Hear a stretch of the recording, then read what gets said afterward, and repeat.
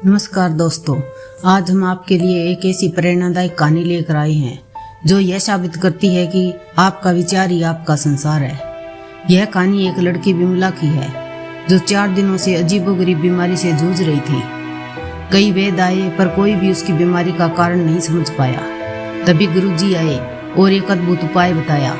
आइए जानते हैं कैसे एक साधारण विचार ने विमला की बीमारी को चमत्कारिक रूप से ठीक कर दिया।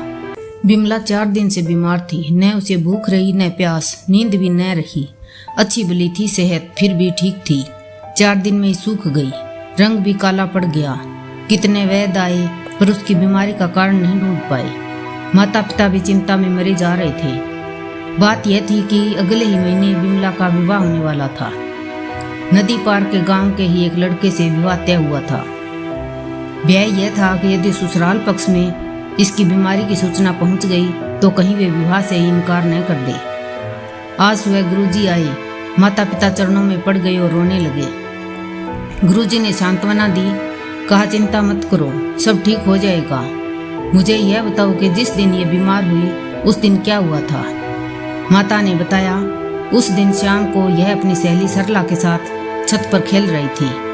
जब नीचे आई तो चेहरा उतरा हुआ था, बस तभी से बीमार है। गुरुजी ने सरला को बुलाकर पूछा कि छत पर कुछ हुआ था क्या। सरला बोली, हाँ गुरुजी, जब हम खेल रहे थे तब सामने नदी के उस पार बहुत से ऊंटों का काफिला जा रहा था। उन सब पर बहुत सी रुई लदी हुई थी। इसने पूछा कि ये इतनी रुई कहाँ जा रही है, तो मैंने मजाक में कह दिया कि तेरी ससुराल। इसने पूछा कि वे इतनी रुई का क्या करेंगे, तो मैंने कह दिया कि तुमसे धागा कटवाएंगे। बस यही बात है। ओह, तो यह बात है, कहते हुए गुरुजी ने सरला के कान में कुछ कहा और चले गए।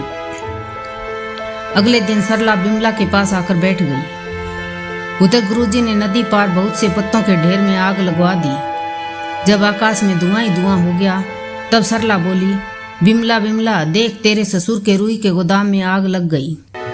सारी रुई जलकर राख हो गई। विमला ने खिड़की से बाहर झांका और वो धुआं देखा तो उसने लंबी सांस ली और ठीक हो गई। एक विचार से रोग हो गया, एक विचार उपचार बन गया। यही विचार का बल है।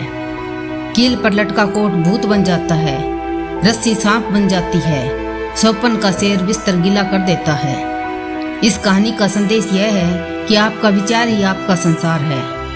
विचार बदलते ही मन बदल जाता है, जीवन बदल जाता है। विचार बदलते ही सब बदल जाता है। इसलिए जीवन में कुछ भी हो जाए, सब कुछ चला जाए, लेकिन हमारे विचार, हमारा आत्मबल कभी कम नहीं होना चाहिए।